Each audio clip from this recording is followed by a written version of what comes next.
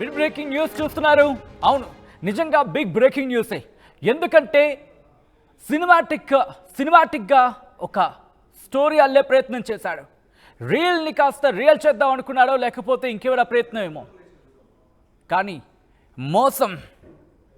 మోసం చేసి అడ్డంగా దొరికిపోయాడు. ఖమ్మం జిల్లాలో ఘోరం చోటు చేసుకుంది. భార్యా పిల్లల్ని హత్య చేసి యాక్సిడెంటల్గా, అవును ప్రమాదవశాత్తు అంటూ కూడా చిత్రీకరించే ప్రయత్నం చేశాడు ఓ డాక్టర్. ఆలస్యంగా ఈ ఘటన వెలుగులోకి వచ్చింది. ఖమ్మం జిల్లా హరియాతండా దగ్గర మే 28న రోడ్డు ప్రమాదం జరిగింది. బోడకుమారి అనే మహిళ, ఆమె 2 కుమార్తెలు కూడా ఈ ఘటనలో మృతి చెందారు. ఈ ప్రమాదానికి ముందే వాళ్లను చంపేశాడు బోడకుమారి భర్త ప్రవీణ్. అవును, మీరు విన్నది నేనన్నది నిజం. కరెక్ట్గా మే నెలలో ఈ ప్రమాదానికి సంబంధించి మనం చూసాం. ప్రమాదవశాత్తు ఇంత ప్రమాదం జరిగిందా అంటూ కూడా మనం మాట్లాడుకున్నాం. అయితే ఇది ప్రమాదం కాదు, కోరుండి చేసిన ప్రమాదం కూడా కాదు. ఈ ప్రమాదానికి ముందే తన 2 కుమార్తెలను, పసి ప్రాణాలను, తన భార్యను అత్యంత కిరాతకంగా, అసలు మానవత్వం మర్చిపోయాడా అనే మాట వినిపిస్తుంది.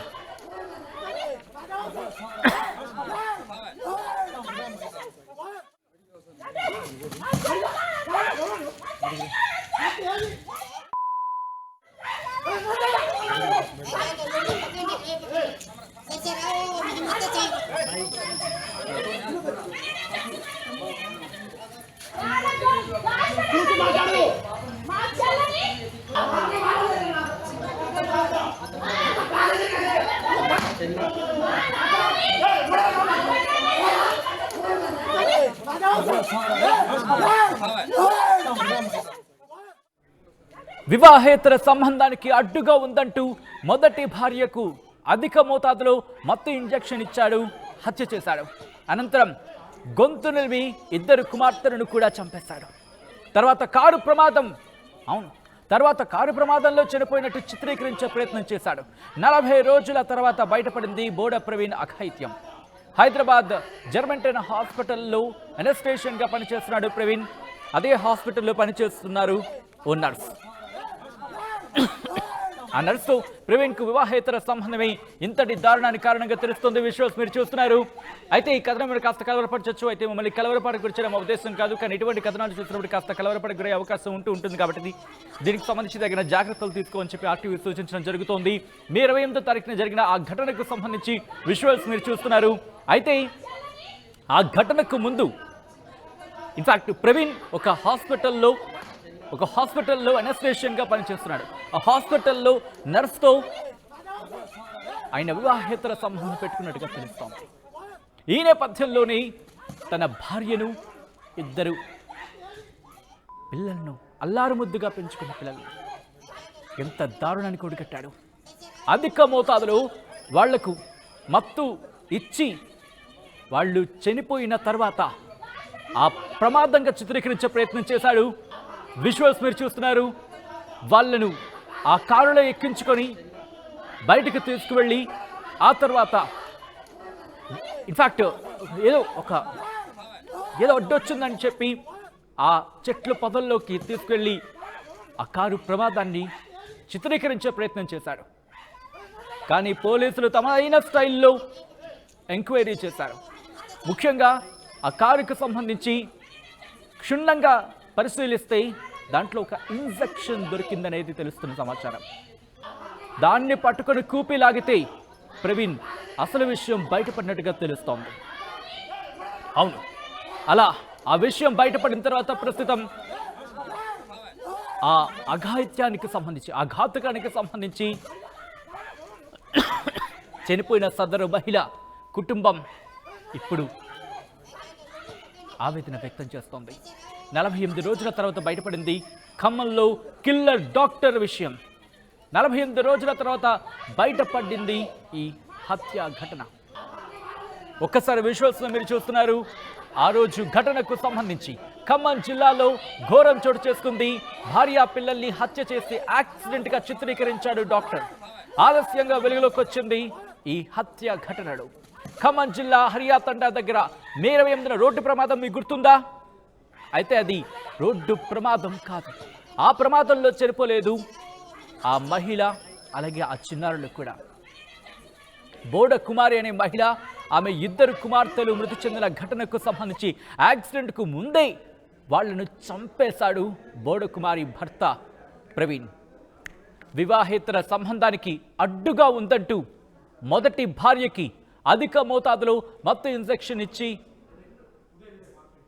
హత్య చేసినట్టుగా తెలుస్తోంది. అనంతరం గొంతు నిర్మి 2 కుమార్తెలను కూడా హత్య చేశాడు. తర్వాత కారు ప్రమాదంలో చనిపోయినట్టు చిత్రీకరించే ప్రయత్నం చేశారు. 48 రోజుల తర్వాత బయటపడింది బోడ ప్రవీణ్ అఘాయిత్యం. హైదరాబాద్ జెర్మెంటన్ ఆసుపత్రిలో ఎనస్థేషియన్గా చేస్తున్నాడు ప్రవీణ్. అదే హాస్పిటల్లో పనిచేస్తున్న ఓ నర్సుతో ప్రవీణ్కు వివాహేతర సంబంధమే కారణంగా తెలుస్తోంది. వీళ్ళ కామదాహానికి, బహుశా నాకు క్షమించాలి ఈ మాట ఉపయోగిస్తున్నందుకు, ఎందుకంటే అంతకుమించి ఇంకేముంటుంది? వివాహేతర సంబంధానికి భార్య పిల్లల్ని చంపేస్తారా? ఇప్పుడిదే ప్రశ్న తలెత్తుతోంది. ఈ ఘటనకు సంబంధించి మరింత సమాచారం తెలుసుకునే ప్రయత్నం చేద్దాం. మా ప్రతినిధి ఉదయ్ మరింత సమాచారం అందిస్తారు. Over to you Uday.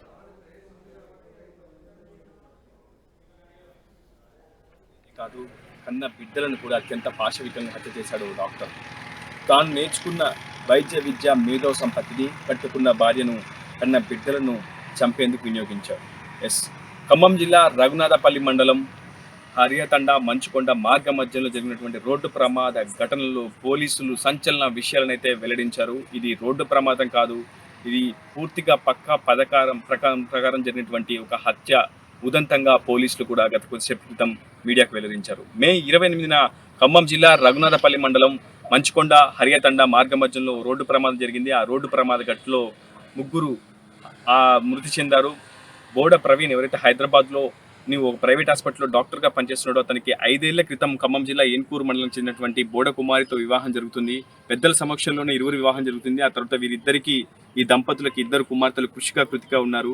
అయితే ఈ నేపథ్యంలోనే బోడ ప్రవీణ్ డాక్టర్ ఎవరైతే ఉన్నారో అతనికి మరొక నర్సుతో వివాహేతర సంబంధం ఉండడంతో ఖచ్చితంగా భార్య బిడ్డలను అడ్డు తొలగిస్తే చివరికి తామిద్దరం కలిసి జీవితం కొనసాగించవచ్చు అని ఇద్దరు కూడా పక్కా పథకం ప్రకారం బోడ కుమారితో పాటు కృషిక కృతిక చిన్నాలను హత్య చేయాలని చెప్పి పక్కా పథకం రచిస్తారు. ఆ తర్వాత హైదరాబాద్ నుంచి తన భార్య బిడ్డలు తీసుకొని ఖమ్మం జిల్లా రఘునాథపల్లి మండలం బావోజీ తండాకు డాక్టర్ ప్రవీణ్ చేరుకుంటారు. అక్కడి నుంచి ఆధార్ కార్డులో కొన్ని సవరణలు చేయాలంటూ బోడ ప్రవీణ్ తన భార్యతో పాటు తన చిన్నారులు ఇద్దరిని కూడా సరిగ్గా నేను నా పక్కన ఉన్నటువంటి ఇదే కారులో తీసుకొని ఖమ్మం నగరం వస్తాడు. అక్కడ ఆధార్ కార్డులోని కొన్ని మార్పులు చేర్పులు ఆన్లైన్లో చేయిస్తారు. ఆ తర్వాత అక్కడ నుంచి స్వగ్రామం బావోజీ తండకు వెళ్లే క్రమంలోనే పక్కా పథకం ప్రకారం తన భార్య పిల్లల్ని చంపాలని ముందస్తుగానే నిర్ణయించుకున్నటువంటి డాక్టర్ ప్రవీణ్ తన వెంట ఉన్నటువంటి కాల్షియంతో పాటు మరొక డ్రగ్ అత్యధిక మొత్తంలో సిరంజిలో తీసుకొని పోయచిలుక డొంక ప్రాంతంలో ఈ కార్ని ఒక పక్కకి ఆపి తన భార్యకు అత్యంత బలవంతంగా ఆ ఇంజెక్షన్ చేస్తాడు.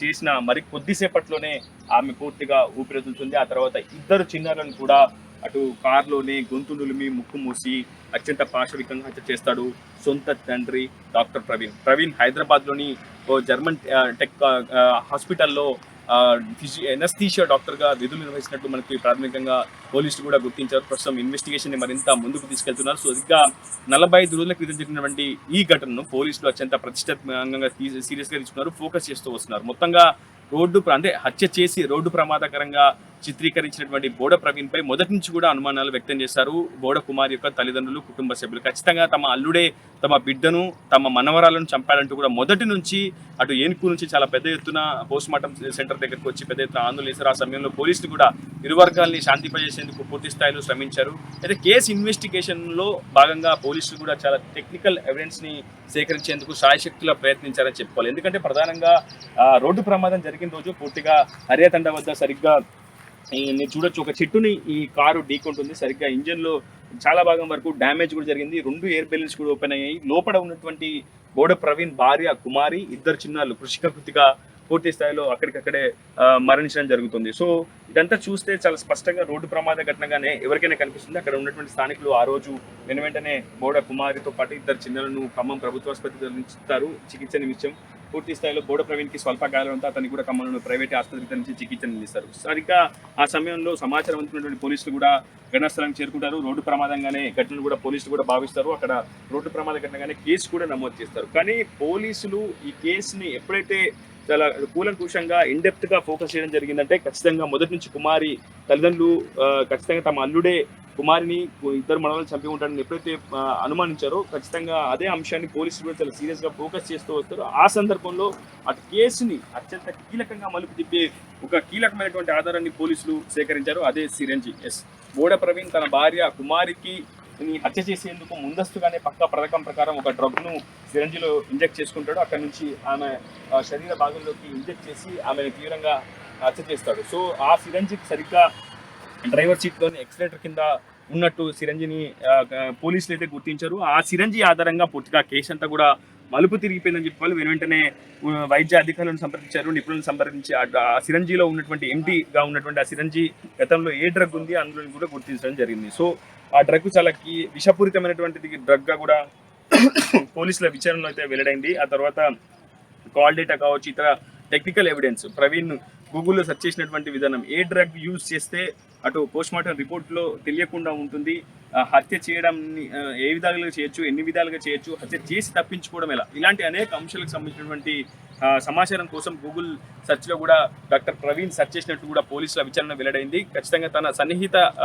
నర్సుగా ఉన్నటువంటి మహిళతో వివాహేతర సంబంధం కారణంగానే తన భార్యను, తన ఇద్దరు పిల్లలను హత్య చేస్తే తనకి ఏ అదుపు ఉండదు. ఖచ్చితంగా తాను కోరుకున్నటువంటి విలాసవంతమైనటువంటి సాఫీ అయినటువంటి జీవనం తనకు దక్కుతుందన్న ఒక భావనలో ప్రవీణ్ మరొక తన సహచరి అయినటువంటి నర్సుతో సహకారంతో ఐడియాలజీతో ఇద్దరు ఆలోచనలు పంచుకొని పక్కా పథకం ప్రకారం ఈ హత్య చేసినట్లు పోలీసులు గుర్తించారు. ఏదేమైనా కుటుంబం పూర్తిగా కకావికలమైన చెప్పుకోవచ్చు. సొంత భార్యని, అదేవిధంగా ఇద్దరు చిన్నారులను మనం చూడొచ్చు. ఆ కార్లో ఇంకా ఆ చిన్నారుల చెప్పులు కూడా మనం చూడొచ్చు. 2 ఎయిర్ బెలూన్స్ కూడా ఓపెన్ అయ్యాయి.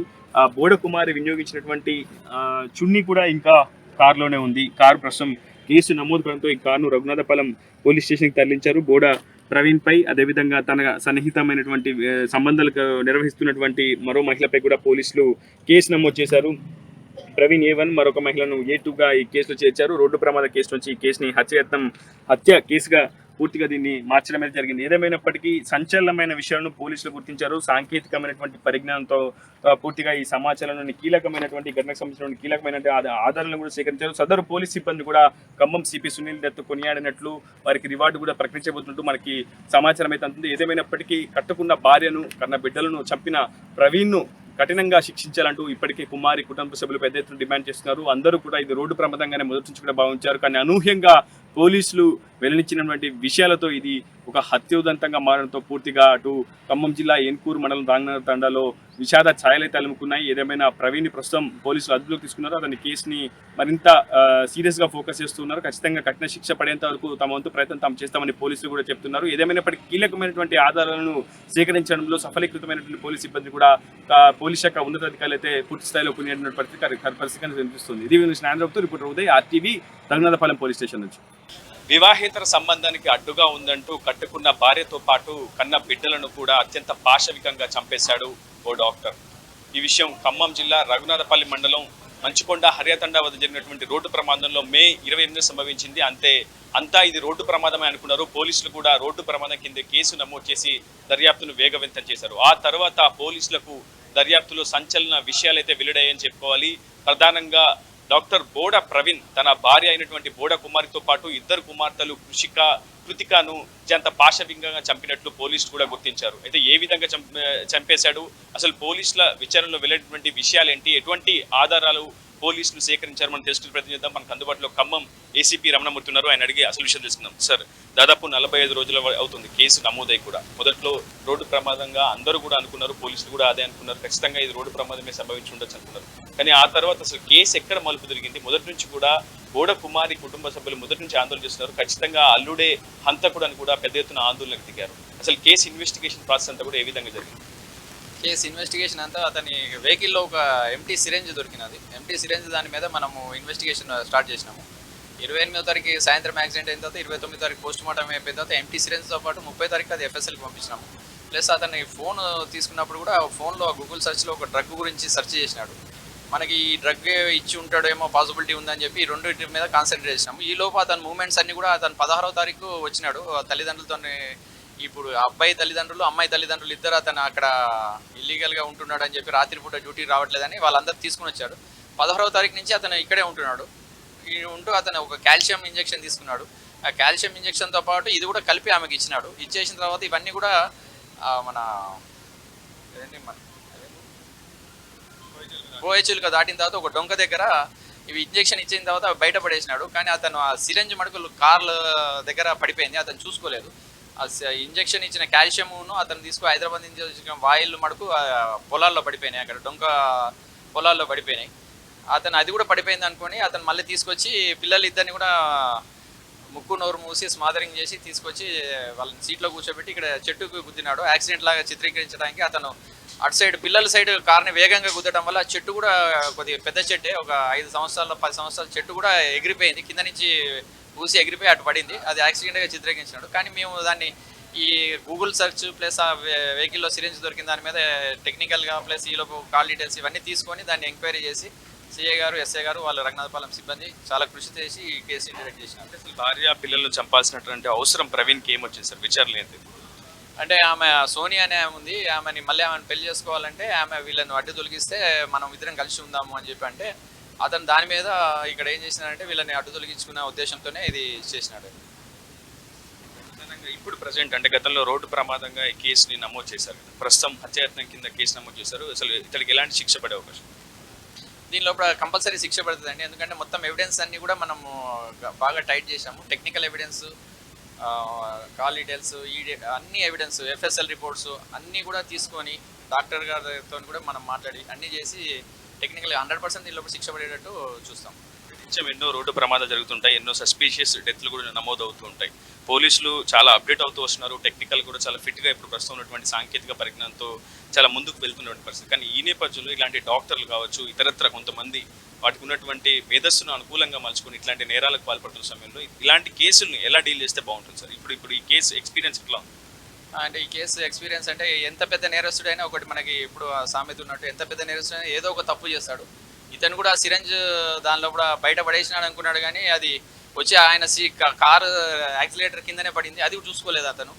దాంతో ప్లస్ అతను గూగుల్ సెర్చ్ చేసినాడు, అది డిలీట్ చేయలేదు. ఏదో ఒక తప్పు ఎక్కడో ఒక దగ్గర తప్పు చేస్తాడు. అవన్నీ కూడా మేము క్షుణ్ణంగా పరిశీలించి దాన్ని లింకప్ చేసి ఇది మనం ఈ కేసుని చేస్తున్నాం. ప్రవీణ్ కూడా ఒక తప్పు చేశాడు, అదే సిరంజి వదిలిపెట్టడం. ఆ సిరంజి ప్రస్తుతం కేసు మలుపులో చాలా కీలకమైనటువంటి ఆధారంగా పోలీసులు భావించారు. ఆ సిరంజి ఆధారంగా గూగుల్ సెర్చ్లో డాక్టర్ ప్రవీణ్ వెతికినటువంటి ఆ సెర్చ్ టైటిల్ ఆధారంగా ప్రస్తుతం కేసు మొత్తం ఇన్వెస్టిగేషన్ అంతా కూడా మారిపోయిందని చెప్పుకోవాలి. ప్రస్తుతం ప్రవీణ్ పైతో పాటు ప్రవీణ్తో సంబంధం ఉన్నటువంటి హైదరాబాద్లోని ఓ ఆసుపత్రిలో నర్స్గా విధులుస్తున్న ఆమె పేరుపై కూడా ఇప్పుడే కేసు అయితే నమోదు చేశారు. ఇరువురిపై కేసు నమోదు చేశారు. హత్యాయత్నం కింద పోలీసులు ఇన్వెస్టిగేషన్ మరింత ముందుకు తీసుకెళ్లే ప్రయత్నం చేస్తున్నారు. ఇంకా మరింత బలమైనటువంటి ఆధారాలు కూడా సేకరించేందుకు అటు పోలీసులు కూడా కృషి చేస్తున్నామని చెప్పి చెప్తున్నారు ఏసీపీ రమణమూర్తి. ఏదేమైనప్పటికీ ఖమ్మం సిపి కూడా 45 రోజుల్లో కేసు సాల్యూషన్ కోసం కృషి చేసినటువంటి సిబ్బందిని కూడా కొనియాడారు. ఖచ్చితంగా అందరూ కూడా అనుమానాస్పద మృతి అని కొంత భావించారు, కుటుంబ సభ్యులు కూడా భావించారు. ఖచ్చితంగా డాక్టర్ ప్రవీణ్ తన భార్యను చెప్పుకుంటాడని కూడా కుటుంబ సభ్యులు మొదటి నుంచి కూడా వాదిస్తున్నారు. కానీ ఎక్కడ కూడా ఎటువంటి ఆధారం లభించలేదు. అదేవిధంగా అటు బోడ కుమారిపై కావచ్చు, ఆమె శరీరంపై ఎటువంటి గాయాలు లేకపోవడంతో కొంత కన్ఫ్యూజన్ వాతావరణం నెలకొంది. ఏదేమైనప్పటికీ పోలీసులు మాత్రం అత్యంత కీలకమైనటువంటి ఆధారాలు సేకరించి కేసు ఇన్వెస్టిగేషన్ మరింత సులభతరం చేసి నేరస్తుడికి శిక్ష పడే విధంగా ముందుకు వెళ్తున్న పరిస్థితి ఉంది. ఇప్పుడు Uday RTV Raghunathapalem police station నుంచి.